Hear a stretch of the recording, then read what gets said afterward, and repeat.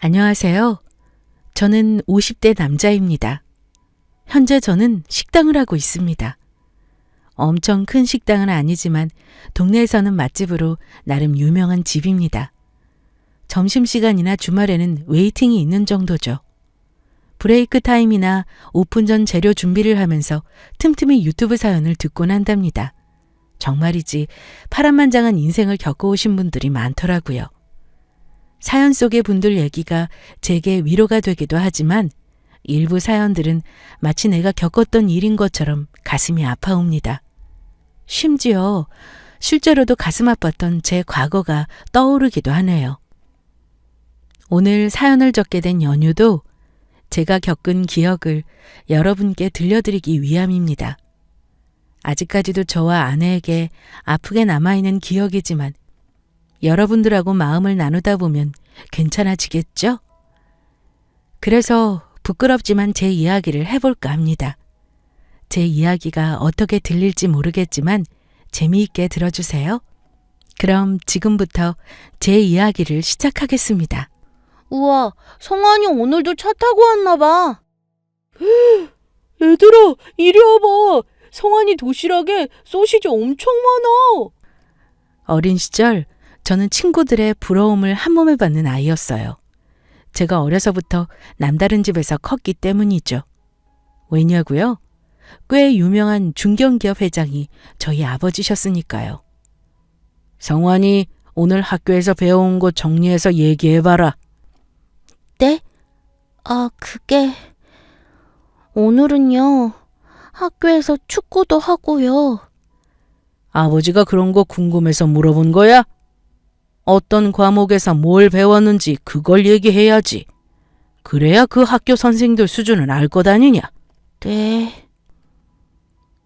제 아버지는 엄격하고 자기 기준이 굉장히 정확하신 분이었습니다.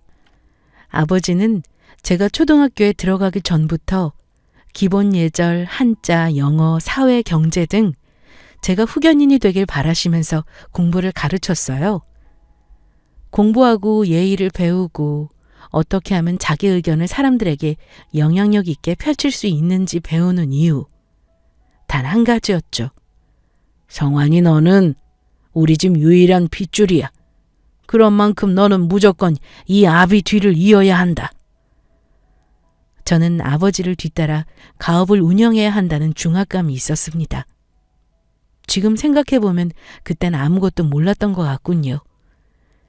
지금이라면 절대 그렇게 살지 않았을 텐데 말이죠. 그래도 제 생활면으로는 다른 친구들에 비해 넉넉하게 키워주신 건 감사할 따름이었습니다. 그래서인지 제가 어떻게 처신해야 되는지 알겠더군요. 어려서 눈치도 빨랐고 아버지의 기대에 부응해야겠다는 생각으로 청춘을 바쳤으니까요.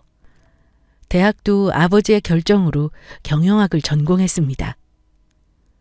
엄마, 나 전공만이라도 내가 원하는 거 하면 안 돼? 그 기대에 맞춰 살다 보니 기계처럼 살아가는 건 아닌가 하며 비뚤어질 때도 있었습니다. 성환아, 어려운 거 알잖아. 대학까지만 아버지가 원하는 대로 하자. 그 후에는 엄마가 어떻게든 성환이 너 하고 싶은 미술 할 수 있게 해줄게. 그럴 때마다 어머니는 저를 사랑으로 대해주셨던 분이셨고요. 대학을 졸업하고 세상에 대해 경험도 하고 싶고 연애도 하고 싶고 친구들하고 놀러 가기도 하고 싶었지만 꿈은 무너졌죠. 미술은 무슨? 내가 항상 얘기했을 텐데. 만호 너 지금까지 이렇게 잘 살아온 게 누구 덕인데? 네가 뭐 때문에 이렇게 남부럽지 않게 살았는데? 잔말 말고 회사로 들어와. 하지만 대학 졸업 후 저는 아버지의 결정대로 움직여야 했죠. 결국 저는 하고 싶어 하던 미술을 뒤로한 채 아버지 회사로 들어가게 됐습니다. 그래도 이왕 하는 거 잘해보기로 결심했어요. 어쩌면 이 분야에서 내가 하고 싶었던 미술을 접목시킬 수 있을지 모른다는 생각이 들었죠. 저희 아버지 회사는 의류회사였기 때문입니다. 그림 그리는 일도 아니고 회사 일은 제가 그렇게 소질이 있는 것 같지는 않았습니다. 하지만 배워보기로 한 거죠. 성환 씨, 여기 이 부분이 잘 안 맞는 것 같은데? 아버지 회사 의류 공장에서부터 일을 배워나가기 시작했습니다. 아주 말단부터 시작했어요. 재단은 어떻게 하는지, 디자이너가 해온 디자인을 실제로 공장에서 어떻게 만들어내는지, 색을 어떤 식으로 입히는지 등등 배워야 할 게 산더미 같았습니다. 하지만 의욕만큼 결과는 나오지 않더라고요. 제가 하고 싶어서 하는 일은 아니어서 그랬는지 능률이 좋은 편은 아니었고 일은 고되고 머리는 아팠습니다. 같이 일하시는 분들은 일은 힘들지만 머릿속은 복잡하지 않은 것 같았는데 저는 머리, 몸, 마음까지 전부 복잡하고 힘들었습니다. 제 공장 생활에서 유일한 낙은 밖에 나와 마스크를 벗고 상쾌한 공기를 마시며 담배를 피우는 그 순간이었습니다. 아내와 처음 만나던 그날도 저는 온갖 기력이 빨리고 풀죽은 모습으로 공장 밖에 앉아 있었습니다. 밖에서 담배 하나 피우고 있는데 경유분이 와서 말을 걸었죠. 몇 살이에요? 복숭아 향이 나던 그 여자는 제게 아이스 커피를 주었습니다. 그 다음 날, 또 그 다음 날, 제가 밖에서 담배를 피우고 있으면 어떻게 알았는지 커피를 타줬습니다. 그렇게 저희는 쉬는 시간을 통해 서로 가까워졌고 상냥하고 다정하던 그 여자는 제가 회사에 적응하고 자리를 잡게 도와줬습니다. 그렇게 지내며 저와 그 사람은 미래를 약속하는 사이가 되었죠. 나 옷 어때? 나름 차려입는다고 했는데 잘 모르겠어. 그리고 이거 홍삼 좋아하실까? 내가 준비하긴 했는데. 그럼 좋아하시겠지. 옷도 단정하니 좋아. 어르신들이 딱 좋아하는 스타일이야. 센스 굿. 대망의 그날, 저희는 본격적으로 결혼을 준비하기 시작했어요. 그 첫 번째 스텝으로 아내와 저는 저희 집으로 인사를 갔습니다. 아내에게는 저희 집에 대해서 많은 걸 알리지 않았어요. 어떻게 말을 꺼내야 할까 걱정도 됐고 아내가 놀라지 않을까 걱정했기 때문이었죠. 부모님 없이 크면서 힘들게 살아온 아내이기에 상처를 주고 싶은 생각은 없었습니다. 지금 생각해보면 이런 모자란 제 생각 때문에 아내는 더욱더 상처를 받았던 것 같았죠. 나 너무 떨린다. 자기 집 가는 건데 왜 성환 씨가 더 떨려해? 몰라. 괜히 떨리네. 저희 집으로 가는 길, 저와 아내는 희망에 부풀었습니다. 그럴 때 있잖아요. 왠지 모든 게 잘 될 것 같은 느낌. 하지만 저희 동네에 도착하고 저희 집을 향해 걸음을 뗄 때마다 아내는 많이 놀란 눈치였습니다. 제 가정사가 힘들어 공장에 일하다 운이 좋아서 본사로 발령받은 줄 알고 있었기 때문이었죠. 지금 생각해보면 큰 주택으로 들어가니 놀랄 수밖에 없다고 생각이 드네요. 성환 씨, 여기가 자기네 집이라고? 왜 얘기하지 않았어? 미안해. 어떤 식으로 말을 해야 될지 몰랐어. 말을 해줬어야지. 나 지금 바보된 기분인 거 알아? 일단 왔으니까 인사는 제대로 드리자. 알았지? 미안해 정말. 어떡해. 내가 너무 별 볼 일 없다. 왜 그렇게 생각해? 내가 당신 아니었으면 그 회사에서 버틸 수나 있었겠어? 당신은 나를 이끌어준 대단한 사람이야. 그러니까 이상한 생각하지 마. 저희는 그렇게 약간은 무거운 분위기 속에서 집으로 들어갔습니다. 집에 들어서니 어머니가 저희를 맞이해 주셨죠. 어머니는 며느리 될 사람이 어떤 사람인지 궁금해하는 눈치셨습니다. 아버지는 걱정 어린 눈빛으로 바라보며 집 마당 멀리서 담배를 태우면서 서 계셨습니다. 그리고 제가 데려온 제 여자이기에 두 분 다 노력하시려고 하셨던 것 같아요.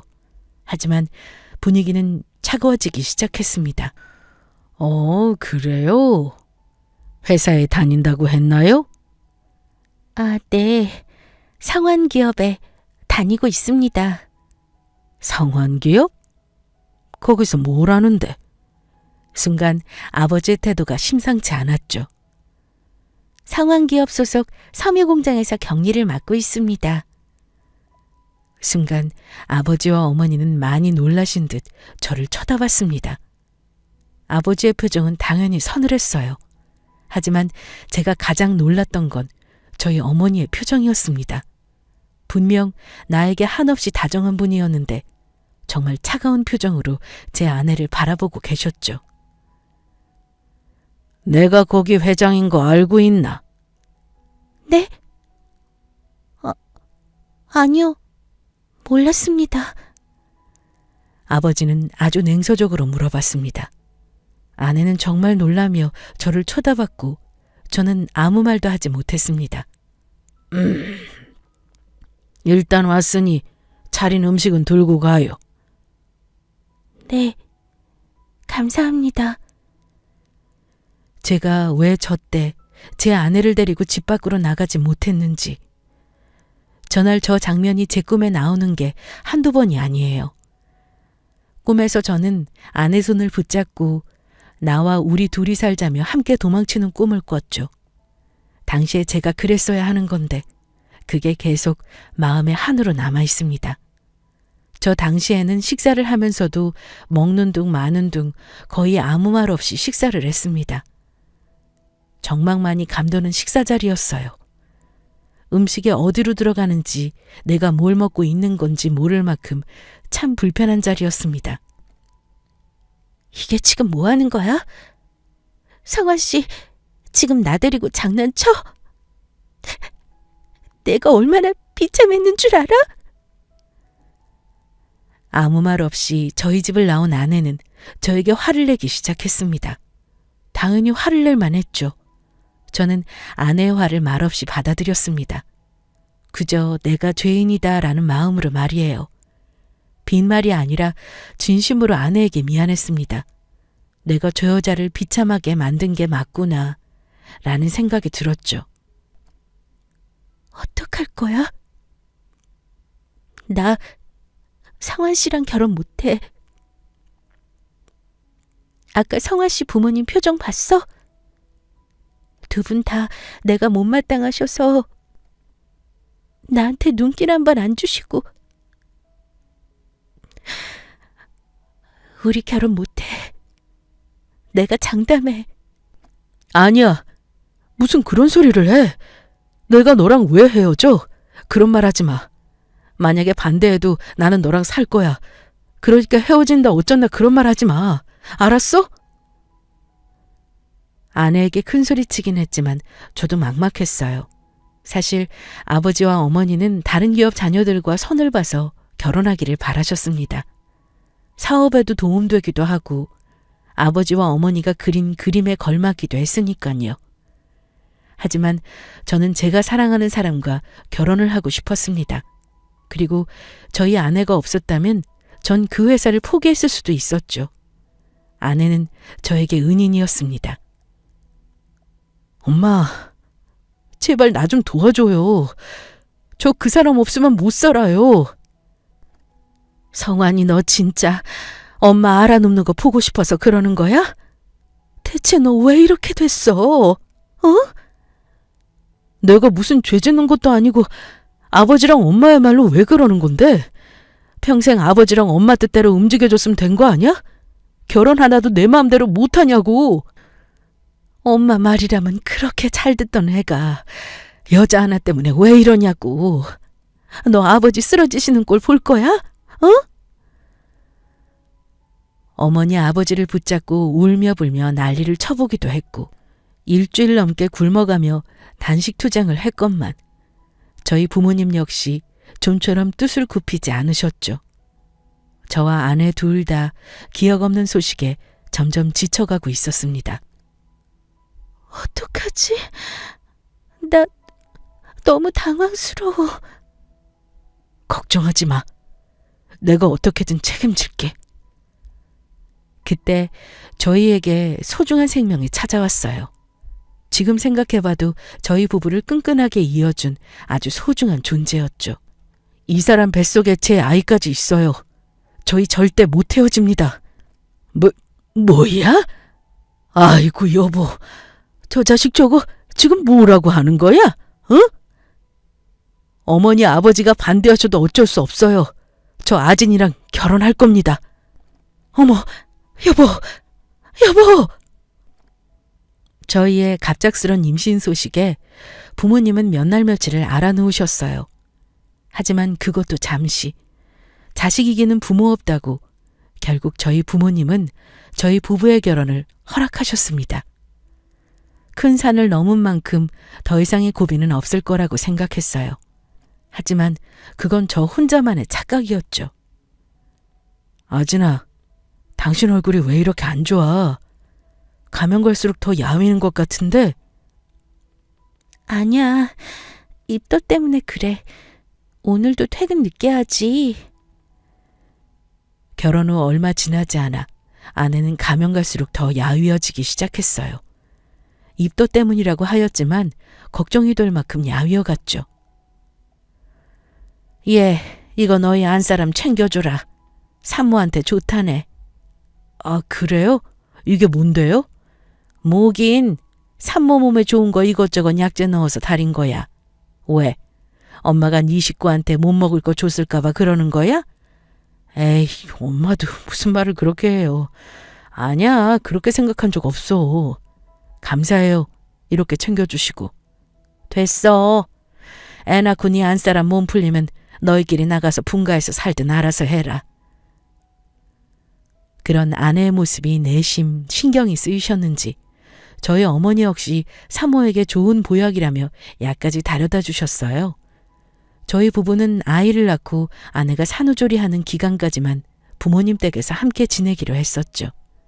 말이 한 집이지 아래 위층 나뉘어져 있는 상황이라 크게 부딪히거나 하는 일은 없었습니다. 아니, 없는 줄 알았어요. 그날은 제가 야근을 마치고 늦게 집에 들어온 날이었습니다. 당시에 핸드폰도 없던 터라 퇴근을 하고 집에 들어와서야 아내와 대화를 할 수 있었죠. 출근하는 제게 딸기가 먹고 싶다고 했던 아내가 생각나 한 손에는 딸기 한 봉지를 들고 살금살금 방으로 올라갔어요. 딸기를 보고 환하게 웃어 보일 아내 얼굴을 생각하면서 말입니다. 여보 나왔어. 당신 자?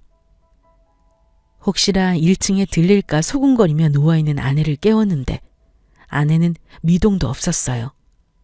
여보, 당신 자는 거야? 딸기 사왔는데 딸기 좀 먹어봐. 여보, 나 배가 너무 아파. 살며시 들춘 이불 안에는 식은땀을 뻘뻘 흘리는 아내가 누워 있었습니다. 잔뜩 웅크린 채 말이에요. 여보, 당신 괜찮아? 당장 병원 가자. 지체할 필요도 없었죠. 저는 아내를 들쳐업고 당장 병원으로 향했습니다. 아내와 뱃속의 아이가 너무 걱정되었던 저는 병원으로 어떻게 운전을 해서 갔는지 기억이 나지 않았죠. 다행히 뱃속의 아이와 제 아내는 무사했습니다. 당시에 병원에 있는 친구 녀석은 잠들어 있는 아내를 바라보다 제게 슬며시 이야기를 꺼냈어요. 혹시 말이야, 재수 씨 뭐 약 같은 거 드신 거 아니야? 뭐 임마? 그게 무슨 소리야 대체? 친구 녀석은 제게 생뚱맞은 이야기를 했죠. 아무리 봐도 혈액검사상 억지로 먹지 않는 이상 검출될 수 없다는 성분이 나왔다는 것이었습니다. 당시에 아내나 저나 뱃속의 아이를 생각해서 감기약 하나조차 쉽게 먹지 않았는데 그런 소견을 들으니 의아할 따름이었죠. 그때 제 머릿속으로 하나 스쳐가는 것이 있었습니다. 네, 여러분들의 머릿속에도 스쳐갔으려나요? 바로 저희 어머니가 아내를 위해 지어왔다는 한약이 떠올랐습니다. 당신 어디가? 잠깐 일 좀 보러. 아진아, 아기랑 당신 둘 다 무사하다니까 걱정 말고 푹 쉬고 있어. 나도 같이 가면 안 돼? 그 몸으로 어딜 나가. 금방 올 테니까 내가 아까 얘기한 대로 이 집 식구들이 주는 거 받지 말고 먹지도 말고 있어. 내가 방에 둔 그것만 일단 먹고, 알았지? 갔다 오는 대로 우리 따로 지낼 집 내가 구할게. 우리 나가서 살자. 빨리 와야 해. 그날따라 아내는 몸이 안 좋아서인지 무엇 때문인지 밖으로 나가려는 저를 계속 붙잡았습니다. 나가지 말고 아내 옆에 있을 걸. 아니 차라리 그날 바로 여관방이라도 구해서 둘이 나가 살 집을 구할 걸. 저 날이 제 인생에서 가장 후회되는 날이 되리라고는 상상도 하지 못했습니다. 어떤 일이 벌어질지 아무것도 모른 채 저는 집을 나섰어요. 다른 식구들 모르게 어머니가 아내를 위해 약을 지어온 그 한의원을 찾아갔습니다. 아이고, 성환이 아니야? 웬일이야, 연락도 없이. 그곳은 저희 가족 모두가 다니는 한의원이었죠. 꼬마 시절부터 봐왔던 의사 선생님은 제게 큰아빠나 다름없었습니다. 그곳에 들어서는 순간까지도 제발 설마 아니겠지라는 마음이 간절했죠. 저는 두말하지 않고 어머니가 아내에게 먹였던 그 한약을 들이밀며 어머니가 아내에게 먹인 게 그게 대체 무엇이냐고 물어봤습니다. 무슨 약이긴. 당연히 산모랑 뱃속의 아이한테 좋은 약이지. 아이고, 내가 더 얘기를 나누고 싶은데 대기 환자가 많아서 말이야. 제가 알던 그분이 아닌 것 같다는 느낌이었어요. 이질감이 들었다고 해야 할까요? 저를 자꾸 피하는 느낌이 들었죠. 오늘 새벽에 저희 아내가 아파서 병원에 갔었어요. 다행히 아내랑 아이는 무사한데 병원 의사 말로는 아내가 뭘 잘못 먹은 것 같다던데. 아무리 생각해도 아내가 알고서 그런 걸 먹을 리는 없잖아요? 선생님, 저 꼬마 때부터 선생님한테 진료받으면서 컸어요. 제가 가족처럼 생각하는 거 아시죠? 그러니까 제발 솔직히 말씀해 주세요. 제 말을 들은 그 의사는 식은땀을 삐질삐질 흘리며 한숨을 내쉬었습니다. 그러다 이내 걱정 어린 눈으로 제가 물었죠. 안사람이랑 아이는 괜찮은 거지? 네. 아이고, 내가 죽을 죄를 지었지. 내가 정말 미안하다. 제가 들은 대답은 정말 끔찍했습니다. 치가 떨렸고 주체할 수 없을 만큼 화가 났죠. 저는 악을 쓰며 병원을 뒤집어 놓았습니다. 병원은 순식간에 난장판이 되었죠. 당신이 그러고도 의사야? 당신이 의사냐고? 어디서 줄 게 없어서 사람 죽이는 약을 줘?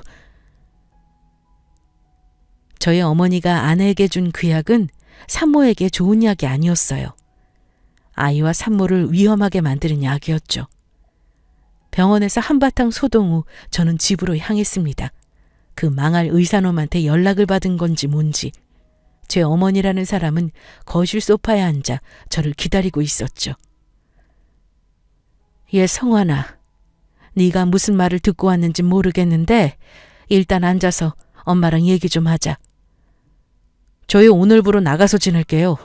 그리고 앞으로 별일 없을 겁니다. 얘 성환아, 아들! 어머니의 부름을 무시하고 2층에 있는 저희 방 안으로 들어갔어요. 여보, 일단 우리 필요한 짐 먼저 챙기자. 평소라면 제가 찾기도 전에 방문 앞에서 저를 기다렸을 아내인데 방 안에도 2층 어디에도 1층에도 마당에도 집안 어디에도 아내의 모습을 볼 수 없었어요. 저는 미친 사람처럼 온 집안을 다 헤집어대기 시작했습니다. 얘가 정말 왜 이래? 갑자기 집을 나가겠다더니 왜 집안을 헤집고 다녀 갑자기? 아유 성환아, 너 왜 이래? 아줌마 봐서라도 좀 진정해봐, 응? 저를 말리는 어머니와 가사도우미 이모님의 말소리는 하나도 들리지 않았어요. 사라진 아내 생각뿐이었죠. 짧은 글이 적힌 메모 하나도 남겨두지 않고 아내는 그렇게 사라졌습니다. 너 정말 이럴 거야? 아내가 떠나고 난 뒤 저는 충격을 받아 병원에 누워있게 되었어요. 정확히 말하자면 아내가 그렇게 집을 나가고 몇 개월 내내 술에만 매달려 있었죠. 아침이 오면 미친 사람처럼 집을 나서서 서울을, 어느 날은 아내 고향까지 미친 듯이 아내를 찾아다녔습니다. 그러다 저녁이 오면 술로 아내에 대한 그리움을 달랬죠. 부모님은 그냥 두었다가는 제가 죽을지도 모른다는 생각에 저를 병원에 입원시켰습니다. 아진아, 여보, 어디 있는 거야 대체? 아진아. 성환아, 너 이러다 큰일 나. 제발 정신 좀 차려. 응? 어머니가 찾아와 병간호를 해주셨지만 저는 계속해서 울음이 멈추질 않았고 늘 죽을 것 같다고 생각했습니다. 한 해가 가고 두 해가 가고 어느 순간부터 저도 포기를 하게 되었죠. 늘 의존하던 술도 서서히 끊었습니다. 내가 강해져야 아내와 내 아이를 다시 만날 수 있을 거란 생각이 들었거든요. 남편 두고 집 나간 여자, 더는 그리워하지 말아라. 우리랑 인연이 아니었던 거야. 너도 이제 그만하면 됐어. 더 좋은 여자 만나서 새롭게 시작해. 아무리 부모여도 남은 남인가 봅니다. 어머니와 아버지는 이미 떠난 사람 잊고 새 출발하라며 일면식 없는 여자들 사진을 내밀었어요. 내가 알아서 살게요. 앞으로 내 인생에 두 번 다시 관여하지 마세요. 저 어머니 아버지 위해서 회사 일하는 거 아니에요. 내가 하루라도 빨리 그 회사에 자리 잡아서 내 마음대로 살려고 하는 거니까 앞으로 제 인생에 관여하지 마세요. 아내가 떠난 이후로 저는 잘 웃지도 않았고 울지도 않았습니다. 감정 없이 살아갔죠. 그러다 우리 아이가 태어났다면 저만에 쓰려나 싶은 또래의 꼬마들을 볼 때만 미소를 지을 뿐이었습니다. 어느 순간부터 제 부모들도 저를 포기했죠. 그렇게 저는 살아도 사는 게 아닌 삶을 살기 시작했습니다. 죽을 날만 기다리며 살았죠. 그렇게 시간은 흘러 17년이라는 시간이 되었습니다. 몇 분이서 오셨어요? 예, 혼자입니다. 돼지국밥 한 그릇만 주세요. 재작년 3월 저는 부산에 내려가게 되었어요. 새로 지는 공장 때문이었죠. 서울을 벗어나니 조금은 살 것 같더군요. 진작 서울을 벗어날 걸 왜 그리 고통스러워하며 살았는지 참 멍청하다는 생각이 들었습니다. 특히나 부산은 아내의 고향이기도 해서 저한테는 더욱 특별한 곳이었죠. 성환 씨, 우리 아기 태어나면 꼭 부산 내려가서 살자. 그래, 그러자. 우리 아기한테 바다도 실컷 보여주고. 아기가 태어나면 꼭 자기 고향으로 내려가 살자던 아내였는데 17년이 지난 제 옆엔 아무도 없었죠. 실제로도 아무도 없었습니다. 혼자 지내다 보니 밥은 늘 사 먹는 편이었어요. 그날도 어김없이 끼니를 해결하러 눈에 보이는 곳 아무 곳이나 들어갔죠. 영업하시나요? 꽤 늦은 시간에 들어간 식당이라 영업을 하는지를 먼저 물어봤어요.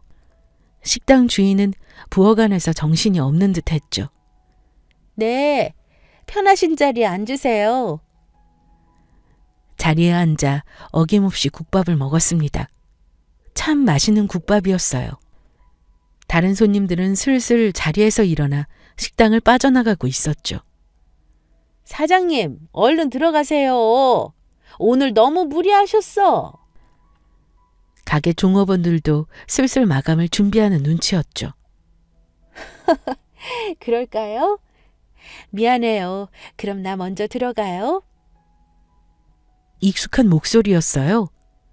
고개를 들어 소리나는 쪽을 본 저는 그대로 다시 고개를 푹 숙였습니다. 심장이 미친 듯이 뛰었고 어찌할 바를 몰랐어요. 제가 본 그 여자는 17년 전 저를 떠난 제 아내와 너무 닮아 있었기 때문입니다. 다 먹지도 못한 채 허겁지겁 그 여자의 뒤를 따라 나섰어요.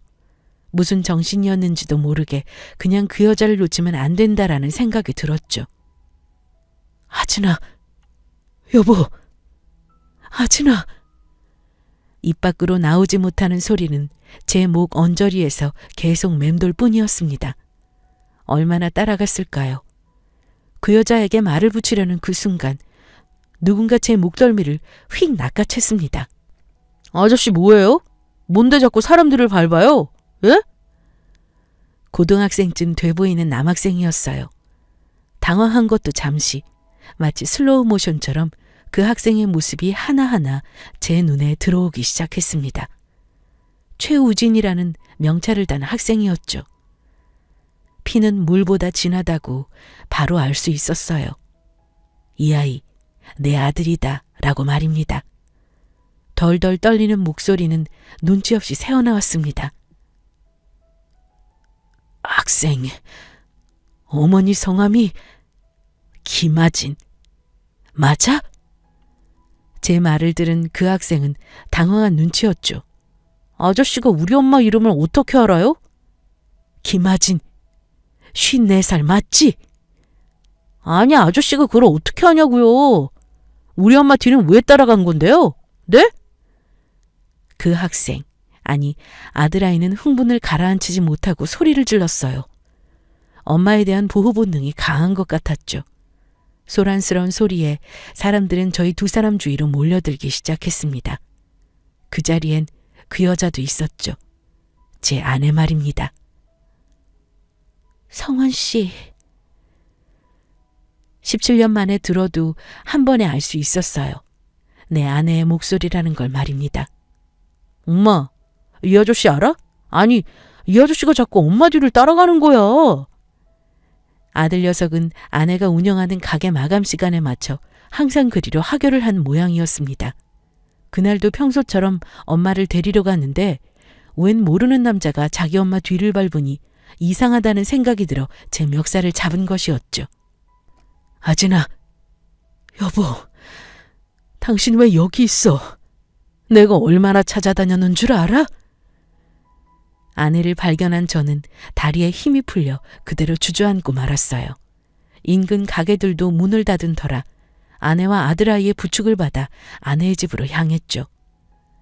현관을 들어서자마자 아내가 주는 특유의 포근함이 집안 가득 새어나왔어요. 그간의 긴장감이 사르르 녹는 느낌이었습니다. 아들아이는 방에 들어가 있고 저와 아내 두 사람은 식탁에 마주 앉아 한참 동안 서로를 바라보았어요. 아무 말 없이 말입니다. 당신은 그대로네. 여전히 멋있다. 한참의 침묵을 먼저 깬 건 아내였어요.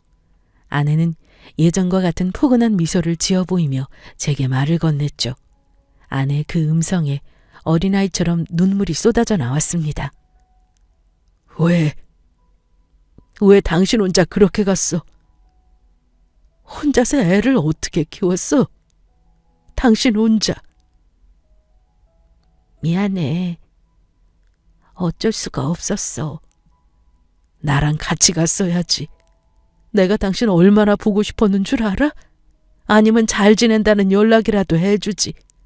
나는 당신이 어떻게 된 줄 알고 내가 얼마나 무서웠는데. 나도 당신 정말 많이 보고 싶었어, 여보.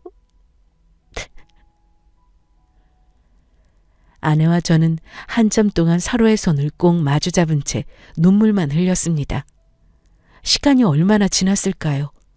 아내는 힘겹게 집을 떠나던 그날의 이야기를 해주었습니다. 나한테 선택하라고 하셨었어. 당신이랑 아이 둘 중에 한 명만 선택하라고. 그렇지 않으면 쥐도 새도 모르게 납치를 해서라도 뱃속에 아기 없애고 당신이랑 헤어지게 만들 거라고. 아내에게서 듣게 된 그 이야기는 정말 충격적이었어요. 아내는 저의 어머니의 압박에 못 이겨 집을 나간 것이었습니다. 참, 어떻게 당신도 자식이 있고 남편도 있으신 분이 어떻게 그렇게 무섭고 모진 말을 내뱉을 수 있으셨던 건지 정말 숨이 막힐 정도였습니다.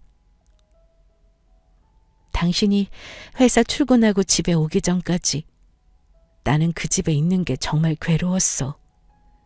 불편해서 밖에 나가서 친구들이라도 만나고 오고 싶어도 애 가진 여자가 천박하게 어디 밖을 싸돌아다니냐고 어머니는 역정만 내시고 입덧 때문에 식사 중에 헛구역질이라도 하면 유세 부린다느니 더럽다느니. 그런 말 듣는 게 내 일상이었다. 당신 몰랐지? 왜? 왜 나한테 얘기 안 했어? 그걸 왜 당신 혼자 다 견뎠어? 내가 얘기하면 당신이 아버님한테 어떻게 인정받았는지 내가 뻔히 아는데 당신 그렇게 하고 싶었던 미술도 포기하고 이 악물고 버텨온 거였지 않아? 그런데 내가 그걸 어떻게 무너뜨려? 나는 지금도 마찬가지지만 그때도 당신이 힘든 거 보고 싶지 않았어. 참 미련한 여자. 아내는 연애 때도 그랬어요. 항상 자기보다 남을 더 생각하는 사람이었죠. 뭘 먹으러 가도 제가 좋아하는 것, 제가 타고 싶어 하는 것을 먼저 얘기했던 사람이었습니다. 그래요. 제가 못난 놈이죠.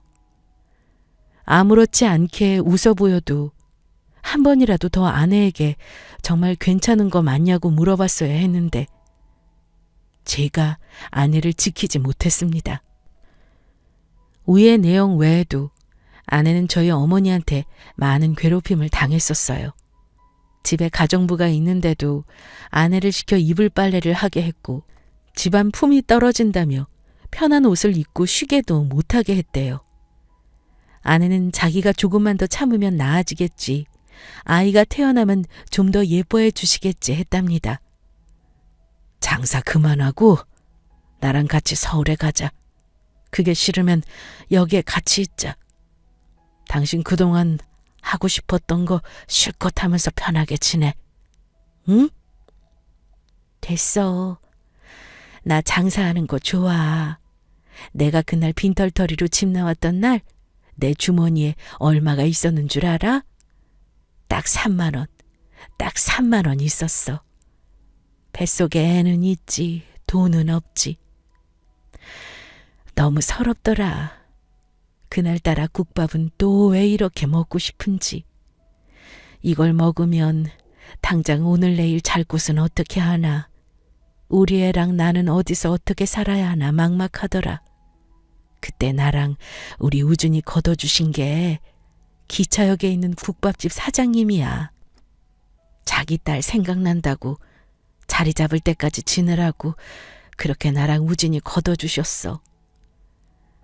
아내는 장사를 하는 게 좋다고 했습니다. 서울에는 가고 싶지도 않다고 말이에요.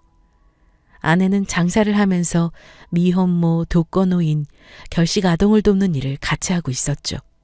언제든 무료로 그분들에게 식사를 제공하는 일 말입니다. 자기가 받은 만큼 다 갚을 거라고요. 제가 아는 아내는 자기 뜻을 쉽게 꺾을 사람이 아니란 걸 알기에 아내에게 더 이상은 얘기하지 않았어요. 아들아이도 처음에는 제 존재를 어려워했죠. 저는 그런 아들아이를 기다려주며 천천히 다가갔습니다. 제가 서운한 거라고는 우리 아이가 어떻게 커왔는지 그 과정을 아내와 함께하지 못했다는 게 그게 서운했어요. 야, 최우진, 너 뭐함? 뭐가? 누구? 너희 삼촌이셔? 아니, 우리 아빠. 이씨, 넌 어른한테 인사할 줄도 모르냐? 안녕하세요. 저 우진이 절친이에요. 아들아이와 서서히 거리를 좁혀가던 어느 날 함께 길을 걷던 중 아들 녀석의 친구와 마주하게 되었죠. 아유, 친구 녀석이 저를 가리키며 누구냐고 묻는데 얼마나 긴장이 되던지요. 아들아이는 저를 잠깐 바라보다 자기 아빠라고 소개해줬습니다. 그날 얼마나 기뻤는지 집에 돌아와서 내내 아내에게 자랑했어요. 아들에게 인정받은 기분이란 아마 아이가 태어난 그날 처음 아이 얼굴을 본 아버지들이 느끼는 감정과 같을 거라고 생각해요. 정말 감동적이었고 새롭게 태어난 기분이었죠. 아들 녀석 그리고 사랑하는 아내가 옆에 있는 하루하루가 정말 행복했습니다. 하지만 제겐 해결해야 할 문제가 남아 있었죠. 아니, 사과를 받아야 할 문제라고 해야 맞겠네요. 저 아진이 만났어요. 어머니 아버지 손자 우진이도요. 저는 서울에 있는 부모님에게 전화를 걸어 모든 상황을 알렸습니다. 그리고 어머니가 제 아내에게 한 행동을 들은 것도 말이에요. 말씀 좀 해보세요. 왜 그랬어요? 제 말을 듣던 어머니는 한참 동안 아무 말이 없었죠. 수화기에서 들려오는 거라곤 깊은 숨소리뿐이었습니다. 아진이 좀 바꿔줄래? 한참의 침묵 끝에 제 어머니가 하신 말씀은 제 아내를 바꿔달라는 말이었습니다. 직접 사과를 하고 싶다고 말이에요. 왜요? 이번엔 또 무슨 말을 하시게요? 또 우진이 가지고 그 사람 협박하시려고요? 안 돼요. 제가 살아있는 한 절대 못 그러실 거예요.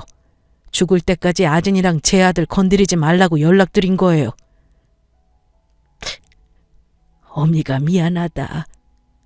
내가 그때는 너무 못났었어. 그저 내 자식한테 욕심만 많아서 내가 남의 자식 귀한 줄 모르고 상처만 줬다.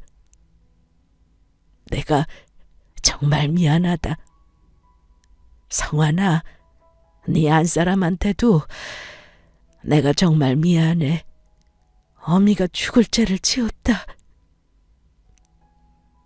저희 어머니는 한참 동안이나 흐느끼셨습니다.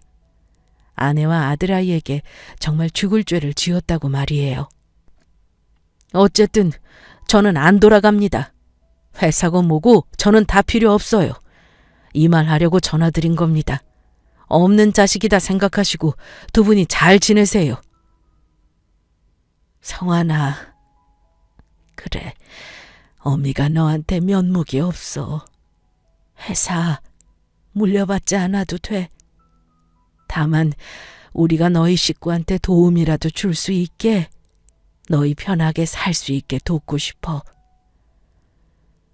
저희 부모님은 힘들게 장사하지 말고 서울로 올라와서 편하게 지내라고 하셨습니다. 당신들이 지은 죄에 어떻게든 갚고 싶다고 말이에요. 아내는 지금이 좋다고 했어요.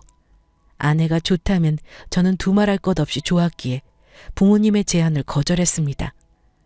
회사도 물려받고 싶지 않고 서울로 돌아갈 일도 없을 거라고 말이에요. 그래, 우리가 너희한테 무슨 면목이 있겠냐. 정말 미안하구나.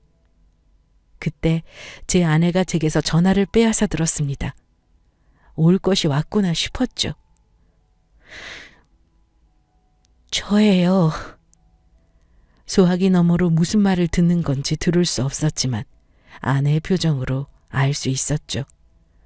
어머니가 계속해서 사과를 하고 있다는 걸 말입니다. 아무 대답 없이 듣기만 하던 아내는 울먹이는 소리로 말을 이어나갔어요.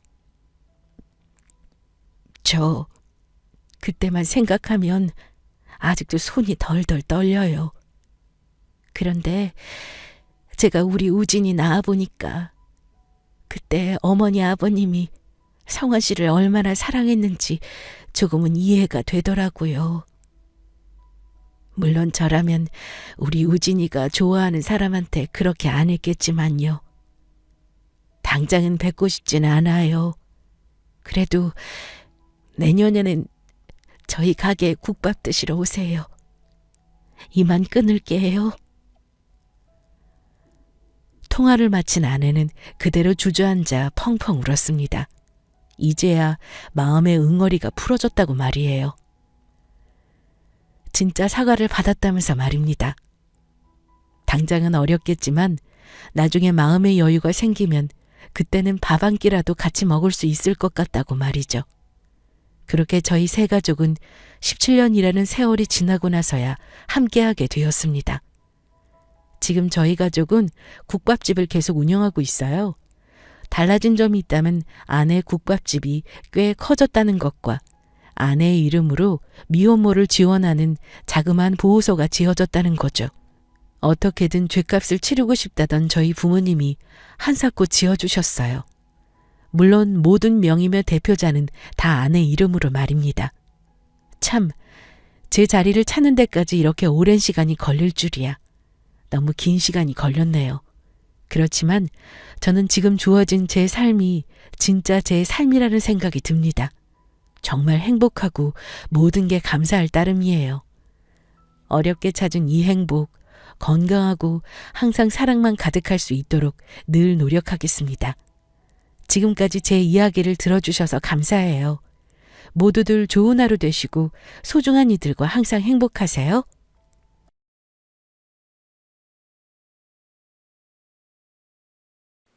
안녕하세요.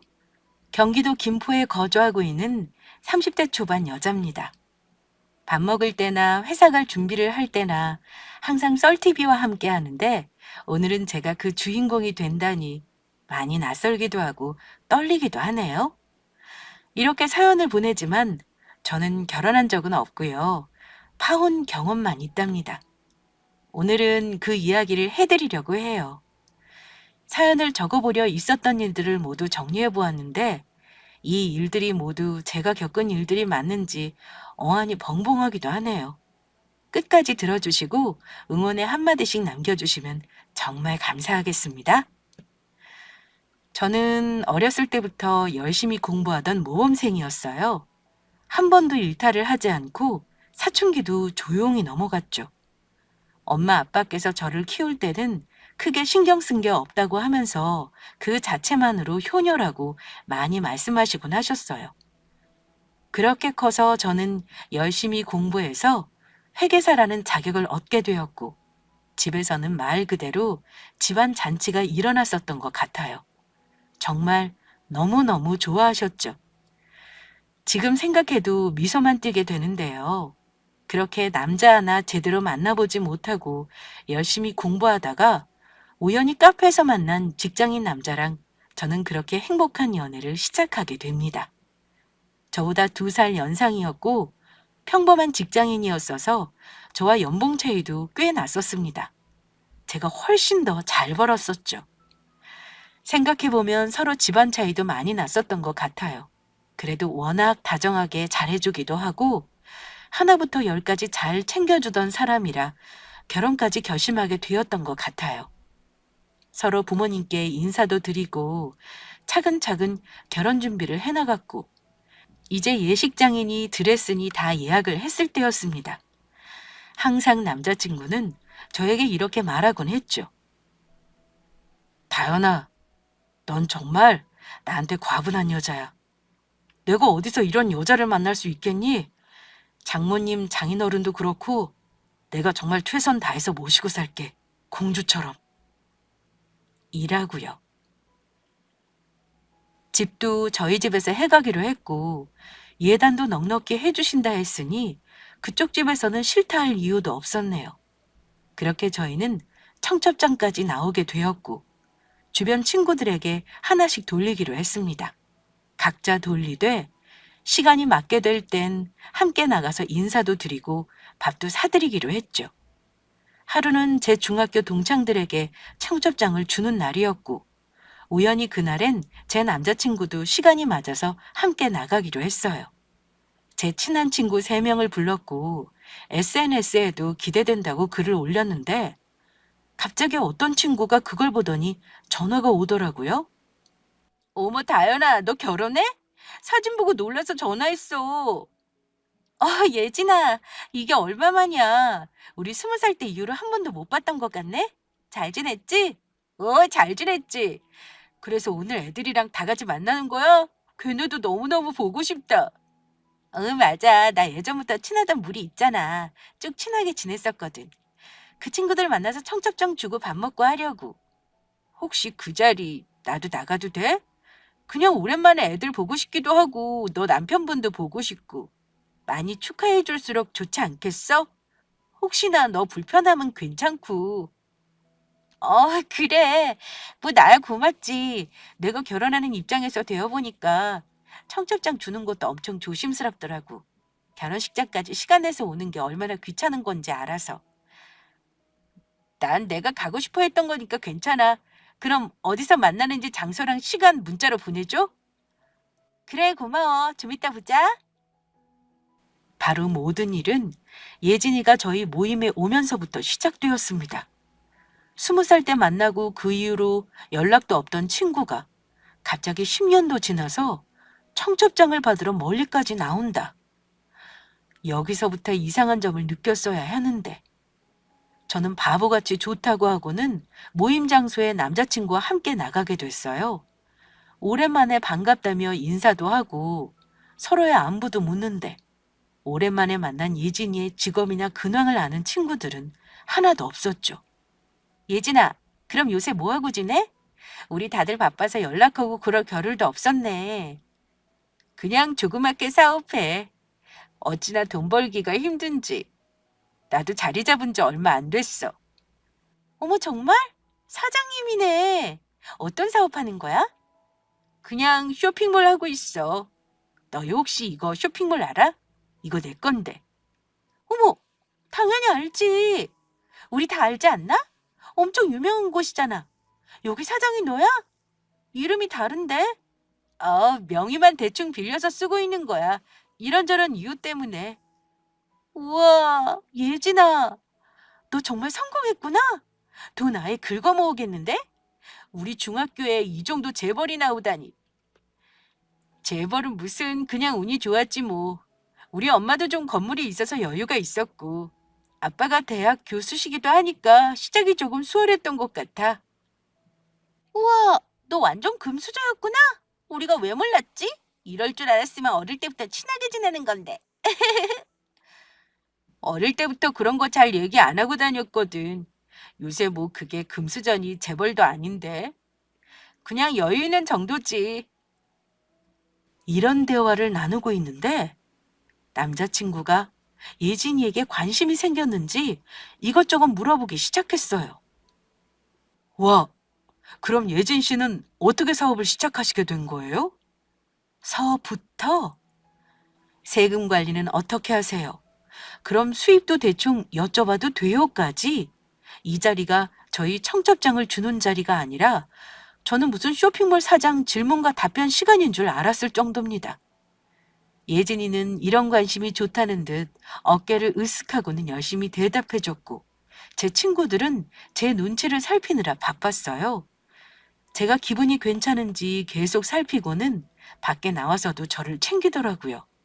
오랜만에 만나서 근황 얘기하고 하니 그래도 좋다면서 잘했다고 말이에요. 저는 기분 나쁜 부분은 정말 없었고 왜 그렇게 궁금해하지? 남자친구가 사업을 하고 싶나? 라고 가볍게 생각했던 것 같습니다.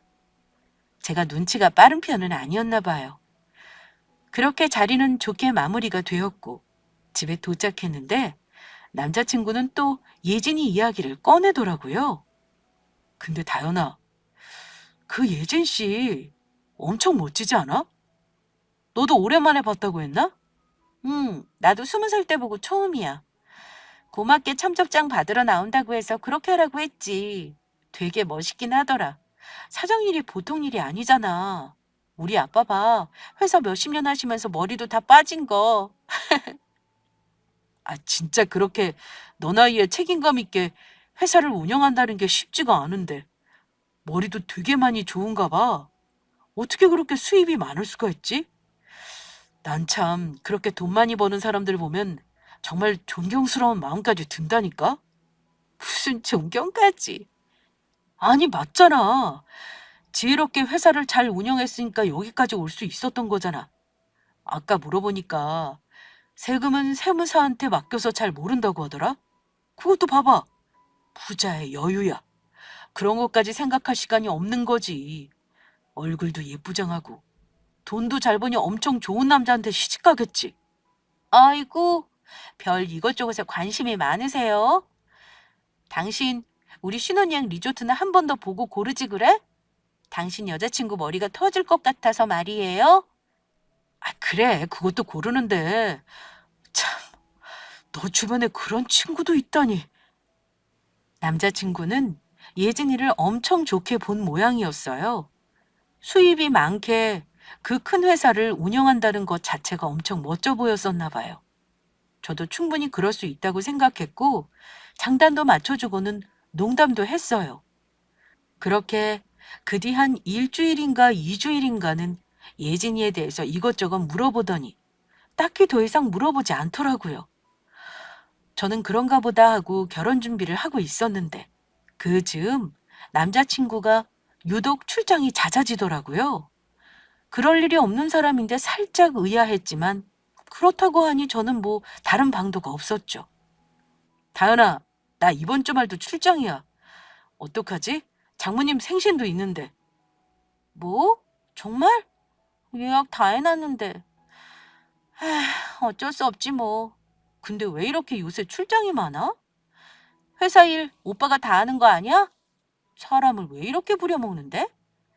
좋게 생각해줘. 내가 그만큼 인정받는다는 뜻이니까 장모님께 잘 좀 말씀드려주고, 응? 부탁 좀 할게. 그건 걱정하지 마. 이번에는 어디로 가는 거야? 대구로 가. 멀리도 가지? 나도 언제 거기까지 가나 싶어. 그래도 까라면 까야지. 안 그래? 빨리 다녀와. 그렇게 저는 남자친구가 출장을 다녀오는 동안 엄마 생일 파티도 준비했고 가족 모임도 하느라 눈코 뜰 새 없는 주말을 보냈어요. 딱 그때쯤 제 일도 너무 바쁜 터라 스트레스를 받고 있었는데 오랜만에 엄마 웃는 모습을 보니 기분이 좋았달까요? 그렇게 남자친구도 저도 월요일에 출근을 했는데 갑자기 예진이로부터 전화가 한 통 왔습니다. 청첩장을 준 이후에 따로 연락이 없었는데 하고 싶은 말이 있나 싶어 바로 받게 됐죠. 예진아, 무슨 일이야? 갑자기 연락 와서 놀랐네. 그냥 안부자 전화했어. 청첩장 받고 나서 그냥 입 싹 닫은 것 같아서. 무슨 청첩장 받은 사람은 입 싹 닫아도 괜찮아. 결혼 준비는 잘 돼가고 있어? 참, 이게 궁금했다. 응, 응, 잘 돼가고 있어. 예식장은 그 신도림역 근처 호텔일 거고 드레스도 다 본 거야? 응, 다 봤지. 그렇구나. 끝까지 마무리 잘해. 잘하길 바래. 어? 결혼 잘하라고. 마무리. 그래. 좋은 말 해줘서 고맙다. 근데 그거 말하려고 전화했던 거야?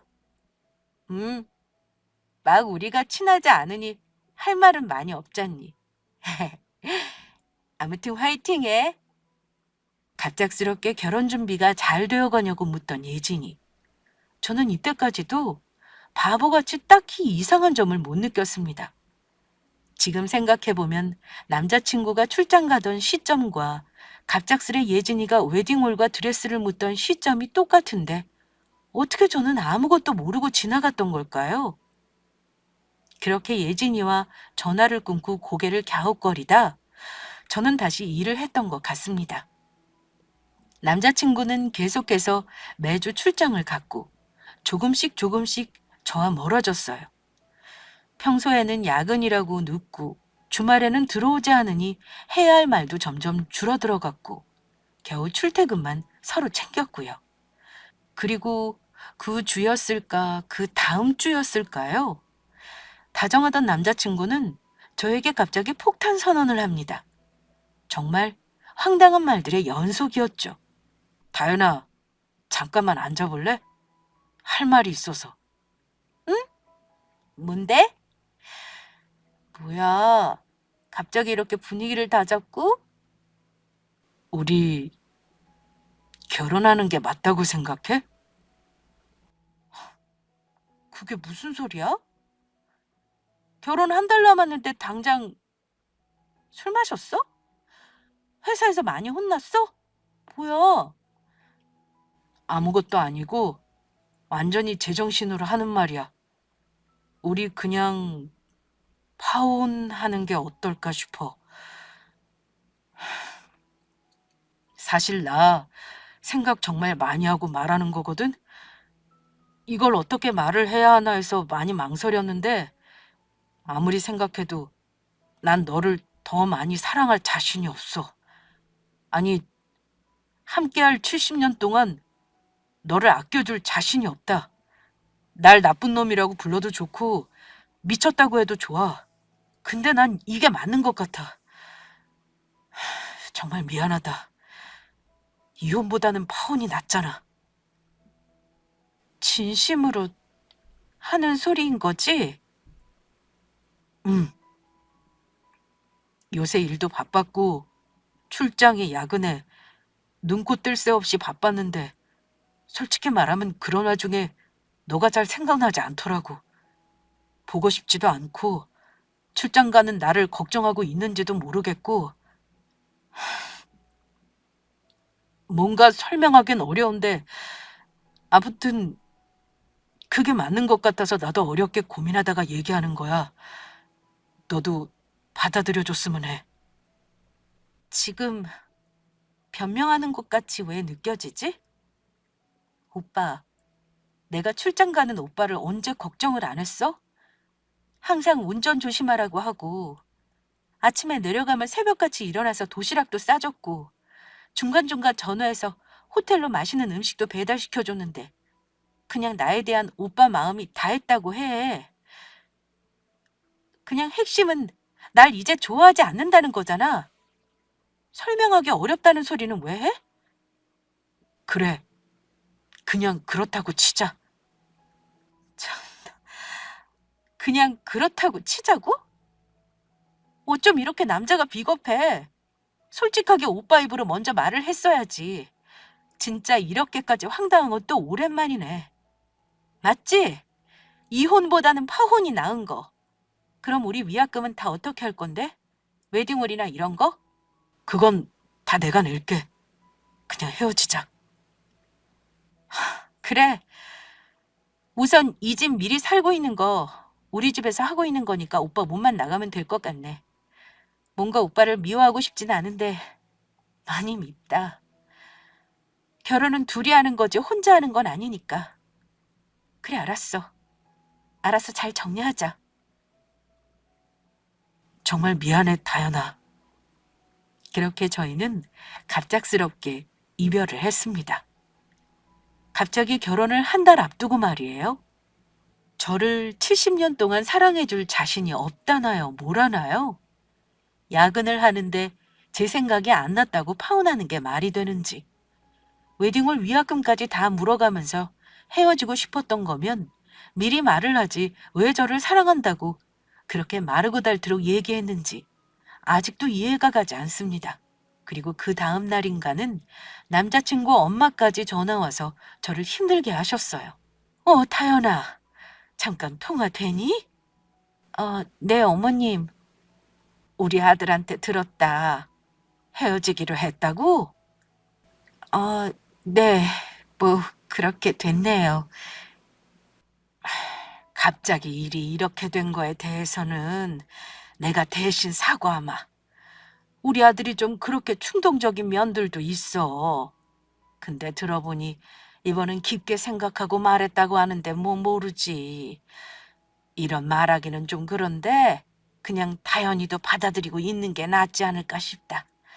그냥 똥 밟은 셈 치고 놔주라고. 서로 연이 아니었나 보구나. 아이고, 근데 이거 뒷수습은 또 어떻게 해? 청첩장이랑 다 돌렸는데 귀찮게 생겼네. 네. 아무튼 다현이도 너무 마음 쓰지 말라고. 남자들이 그래. 헷가닥 마음도 바뀌는 게 남자잖니. 이해해 줄 수 있지. 어머님은 일방적으로 그냥 받아들이라는 말씀만 하시면서 전화를 끊으셨어요. 그날부로 남자친구와 저는 완전히 끝나게 되었습니다. 다만 아무리 잊어보려고 하고 저를 달래봐도 사람 마음이라는 게 칼로 자르듯이 정리되는 게 아니더라고요. 그렇게 남자친구는 저희 집을 나갔고 예비 신혼집은 그렇게 저만의 집이 되었습니다. 그때 저는 우울증도 살짝 왔던 것 같고 회사도 어떻게 다니면서 일을 했는지 잘 기억도 안 나네요. 정신과도 다니면서 정신이 없었거든요. 친구들과 술을 먹으면서 울기도 하고 잠이 안 와서 한참 동네를 멍하니 걷기도 했고요. 남자친구는 제가 정말로 생각나지도 않는지 정말 사랑이 끝났던 거였던지 아예 전화도 한 통 하지 않더라고요. 그렇게 저는 딱 한 달 정도를 힘들어했고 정리가 되던 즈음 갑자기 제일 친한 중학교 동창 전화가 오더군요. 다현아, 뭐해? 바빠? 무슨 일이야. 오랜만이다. 미리 나도 연락을 했어야 했는데 결혼 안 하게 된 것도 제대로 설명도 못하고 미안해. 아니야, 그게 뭘. 굳이 이렇다 저렇다 말하는 것도 웃기고. 보나마나 너 잘못은 아닐 거 나도 알고 있으니까 마음 정리는 잘 된 건가? 좀 힘들어서 정신과도 들락날락하고 했는데 지금은 아무렇지도 않아. 직접 보면 엄청 믿게 하겠지. 왜 그렇게 갑자기 날 힘들게 했는지 나는 영문을 모르니까. 근데 이제 살면서 볼 일이야 있겠어? 다현아, 내 말 잘 들어. 이번 주말에 너가 결혼하려던 호텔 있지. 거기 웨딩홀 꼭 와봐. 어? 왜? 너 괜히 나 놀리려고 그러는 거지. 안 먹혀. 나 아무렇지도 않다니까. 뭐 깜짝 파티라도 준비한 거야? 위로의 파티? 아니, 지금 내가 너를 왜 놀려? 그냥 내가 미주알 고주알 말하기도 입 아프고 너가 직접 보는 게 나을 것 같아서 이번 주말에 너가 결혼하려던 그 웨딩홀 결혼하려던 그 시간에 그대로 와봐. 알겠지? 마음 단단히 먹고 나도 어떻게 해야 할지 고민하다가 알려주는 거니까. 어? 알겠어.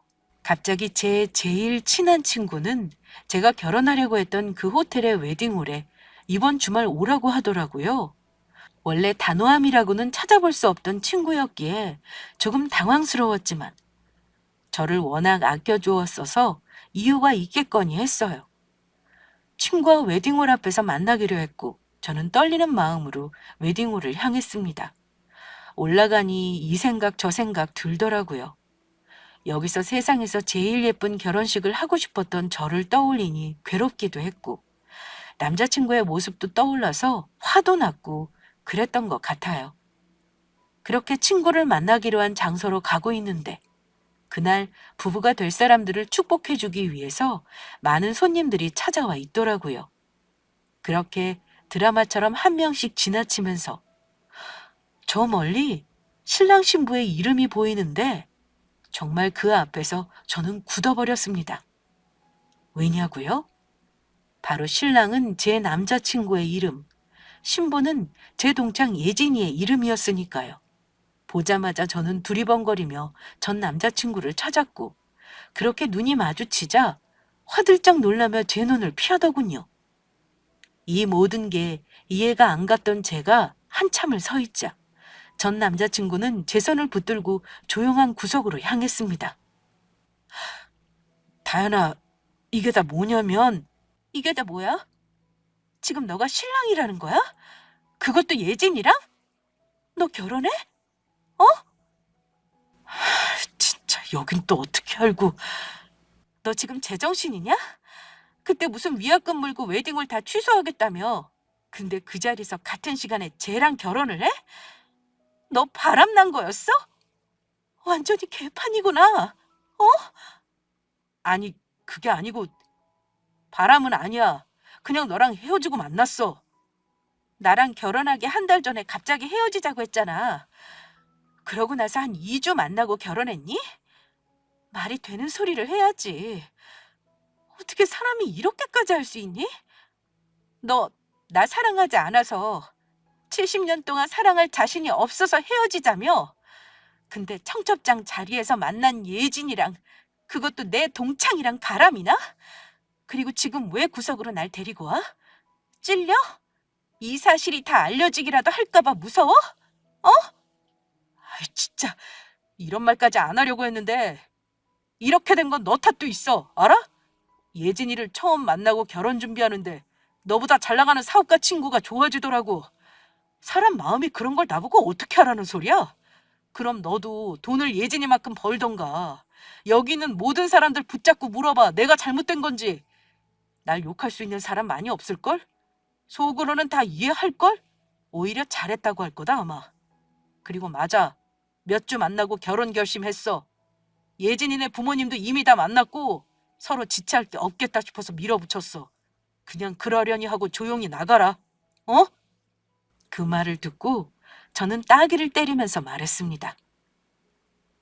도저히 못 참겠다. 천하의 나쁜 놈! 예진이가 나보다 돈 더 잘 번다고? 나한테 과분하다면서 평생 잘하겠다고 집 해준 우리 엄마 아빠 모시고 살겠다고 할 땐 언제고 돈만 보고 옮겨 다니는 박쥐니? 몇 주 만나고 그냥 결혼 결심한 게 말이나 되는 소리야? 여기가 무슨 미국이니? 두고 봐. 너 인생 내가 이악 물고 망하게 해줄 테니까. 너랑 헤어지고 미친 듯이 괴로워했던 내가 너무 부끄럽다. 이렇게 될 줄 알았으면 동네 잔치라도 벌이는 건데 바람 피고 이딴 집 버릴 거였으면 조용히라 하지. 이렇게까지 크게 결혼식을 해? 참나. 바람 아니라니까. 아, 됐고. 이제 나락으로 떨어지길 기도한다. 인생 그렇게 살지 마, 추잡하게. 그렇게 저는 그 복도문을 열고 밖으로 나와서는 신부 대기실로 향했어요. 예진이 얼굴이라도 봐야겠다고 생각했거든요. 제 얼굴을 보면 뭐라고 할지, 얘도 바람핀 게 아니라고 뻔뻔하게 우길지 궁금해 미칠 것 같았습니다. 그렇게 문을 열고 들어가자 예진이는 당황하는 것 같더니 이내 뻔뻔한 얼굴로 저를 환영해 주더군요. 주변을 의식한 거겠죠? 어머, 예진아, 좋아 보인다. 얼굴이 쫙 폈네. 이렇게 좋은 경산날에 왜 나를 안 불렀어? 내 친구들도 안 불렀던데. 뭐 숨기고 싶은 거라도 있나 봐? 숨기고 싶은 게 뭐가 있어. 그냥 안 친하니까 안 부른 것 뿐인데. 생각보다 다현이 너 속 되게 좋다. 여기까지 와서 축하도 다 해주고.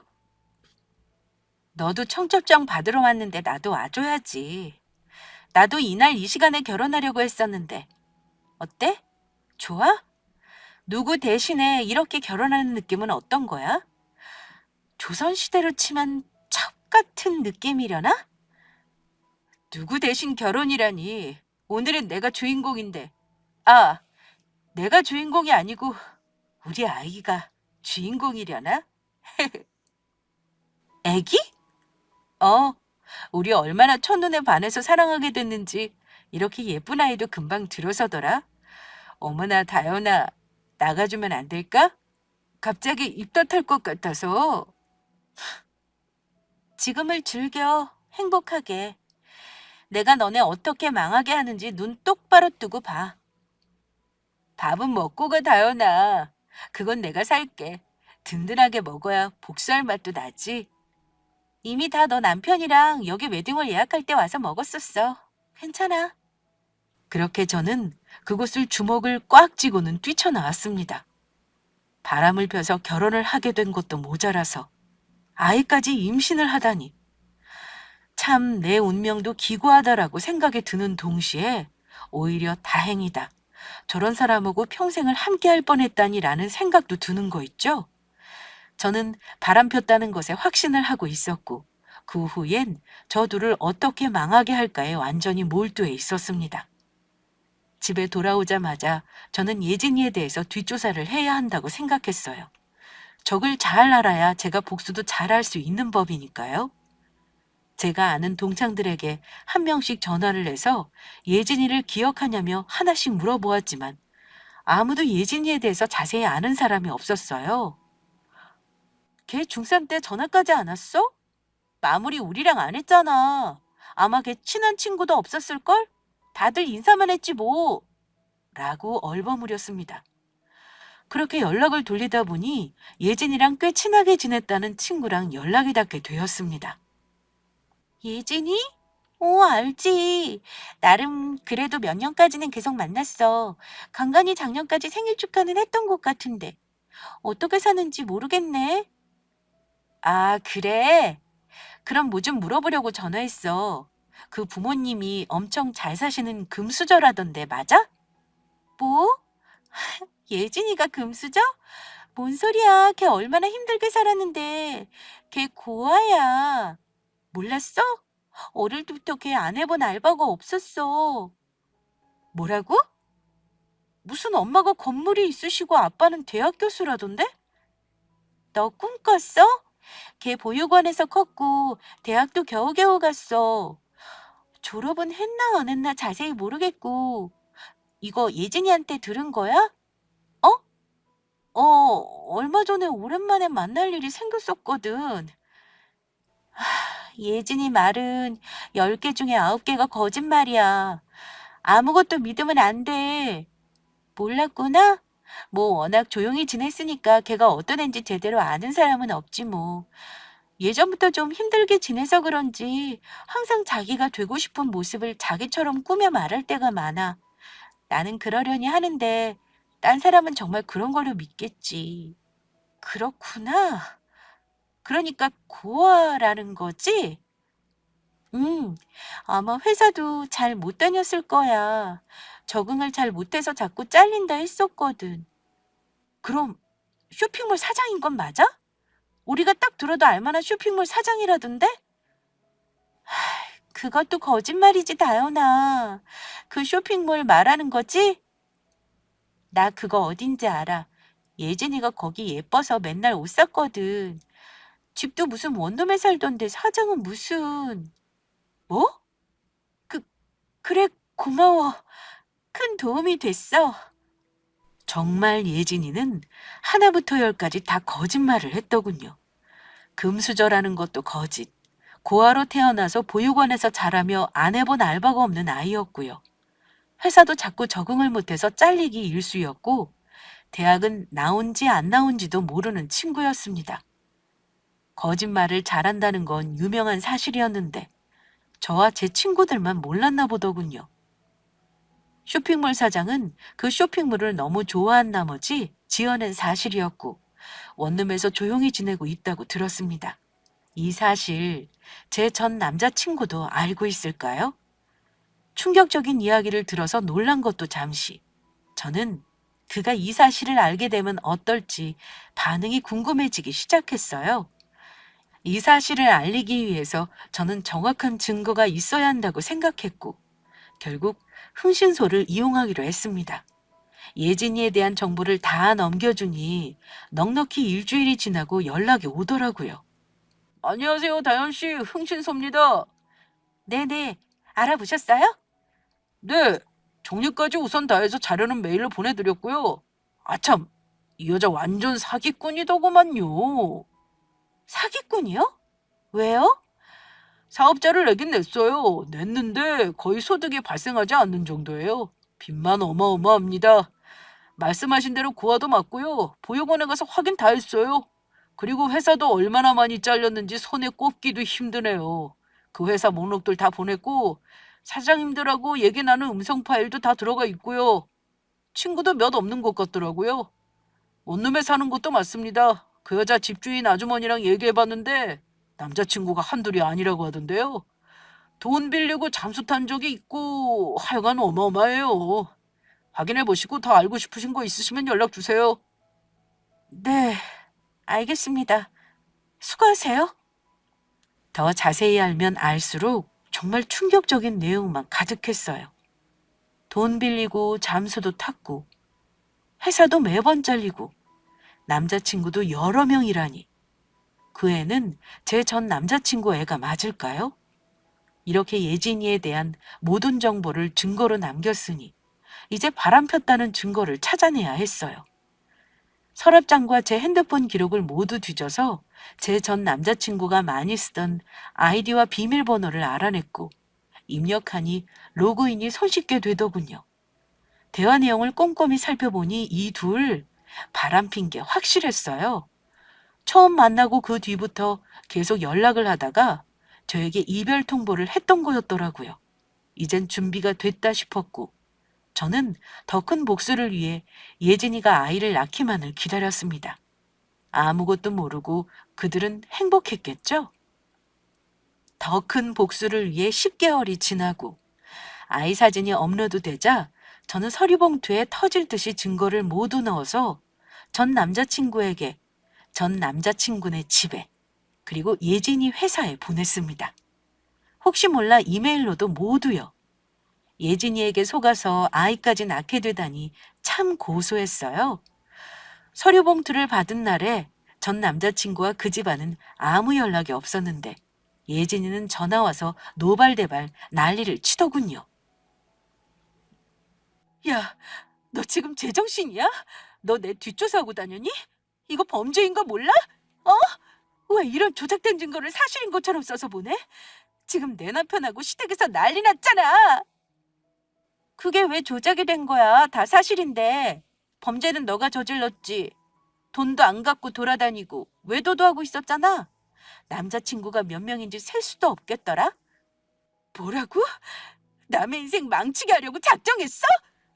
아직 아니야. 너 시댁뿐만 아니라 회사에서도 이미 다 봤어. 너가 상간녀인 것도 다 소문났고 거짓말 치고 다녔던 것도 다 소문났던걸? 그러게 똑바로 살지 그랬어. 아이한테 부끄러워서 좋은 엄마 될 수 있겠어? 그리고 그 아이는 너 남편 애 맞니? 야! 너 정말 내가 가만 안 둬. 가만 안 둬야 할 건 나야. 나 대신에 그 자리에서 그 드레스 입고 결혼하기 자존심 상하지 않디? 너가 무슨 쇼핑몰 사장이야. 원룸에서 도망다니면서 살던 주제. 너 주제를 알아? 끊는다? 그렇게 예진이는 난리를 치며 저에게 문자와 전화를 했어요. 화를 내다가 미안하다고 빌다가 죽는다고 협박도 했지만 저는 꿈쩍도 하지 않았죠. 그러다 한 3주 정도 지났을 때였을까. 갑자기 저희 집으로 전 남자친구와 그 엄마가 찾아온 게 아니겠어요? 여기까지 무슨 일로 오셨어요? 먼 길 오셨네요? 다현아, 잘 지냈어? 나랑 엄마 잠깐 들어가도 될까?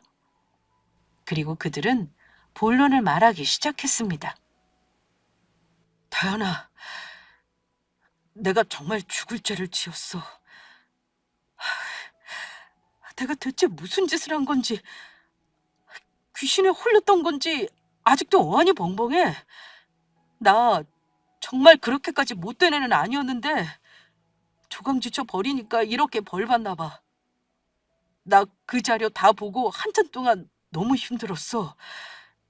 지금 나랑 결혼한 여자가 하나부터 열까지 다 거짓인 사람이었다니. 나한테는 장인어른 장모님도 미국에서 살고 계시다 했고 돈도 엄청 잘 버는 사업가인 척 했었어. 그렇게 돈 빌리고 빚쟁이한테 쫓기는 줄은 꿈에도 몰랐어. 너 말대로 머지않아서 빚쟁이들이 쫓아오더라. 그 와중에 예진이는 뭐라 했는지 알아? 뭔가 일이 꼬였다고, 별거 아니라고. 그러면서 나한테 돈을 다 가져갔어. 그래서 하고 싶은 말이 뭐야? 나도 그런 구질구질한 얘기 듣고 싶지 않아서. 그리고 너 바람 핀 거 맞던데? 그걸 왜 거짓말해? 누가 봐도 뻔한 거짓말을? 그래, 미안해. 너 앞에서 그렇다고 말이 안 나오더라고. 나 진짜 인생 망친 것 같아. 그런 사람이랑 혼인신고까지 하고 애까지 낳다니. 내가 미쳤지, 정말. 내가 미쳤지. 그래서 어쩌라는 거야? 돈이라도 빌려달라는 거야? 아니, 혹시 너 나 아직 사랑하니? 다현아, 혹시 그렇다면 우리 함께하면 어떨까? 우리 같이 하기로 했던 꿈 다시 꾸는 거야. 우리 아이도 꼭 낳고 예쁘게 다시 살고 그렇게 하고 싶어.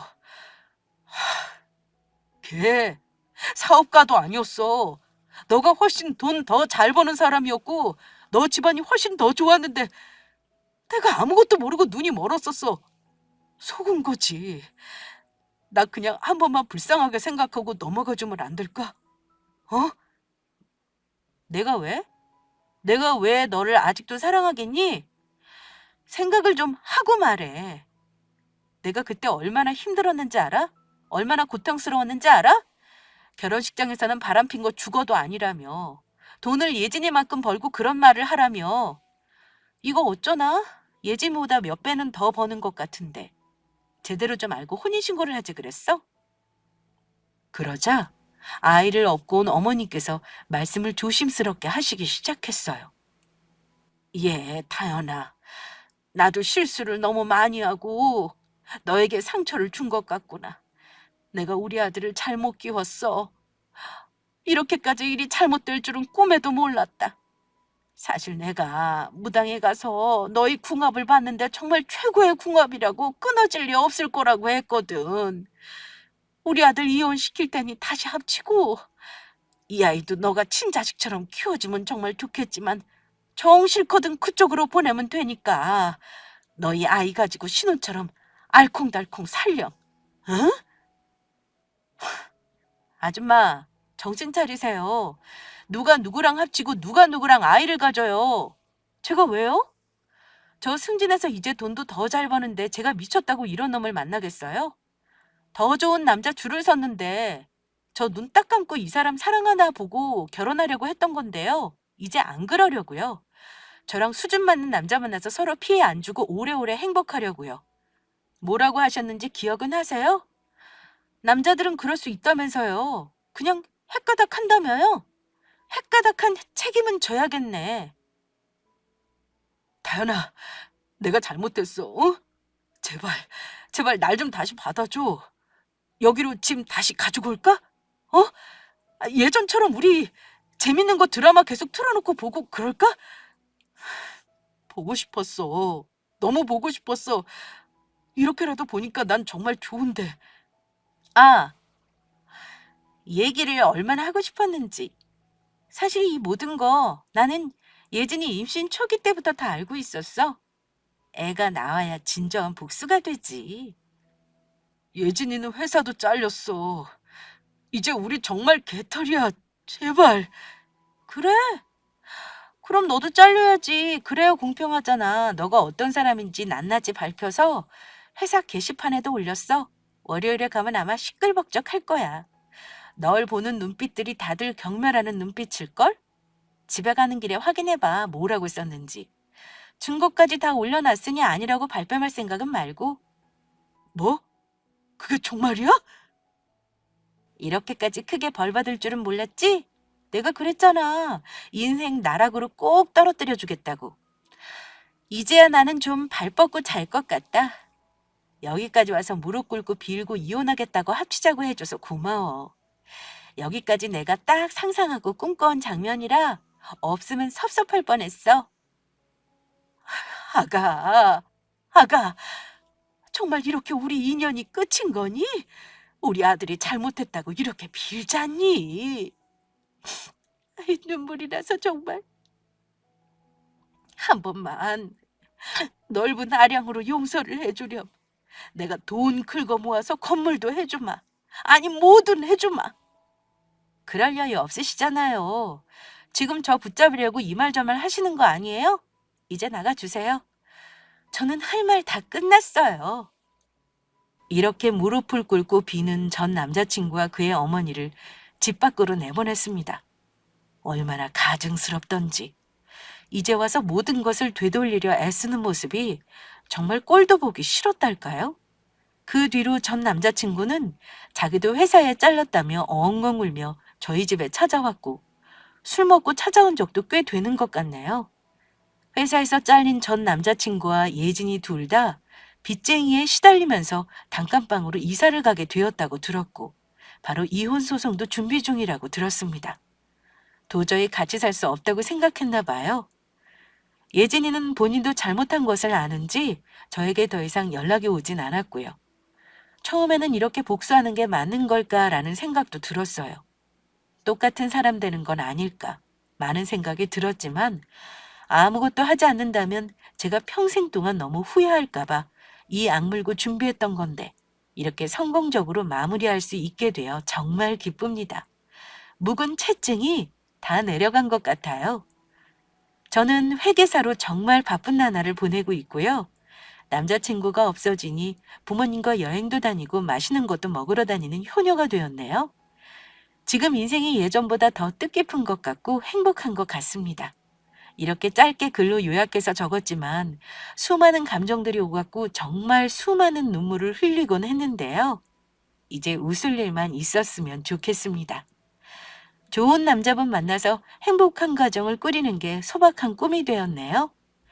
제 이야기는 오늘 여기까지인데요. 끝까지 들어주신 모든 분들 정말 감사드립니다.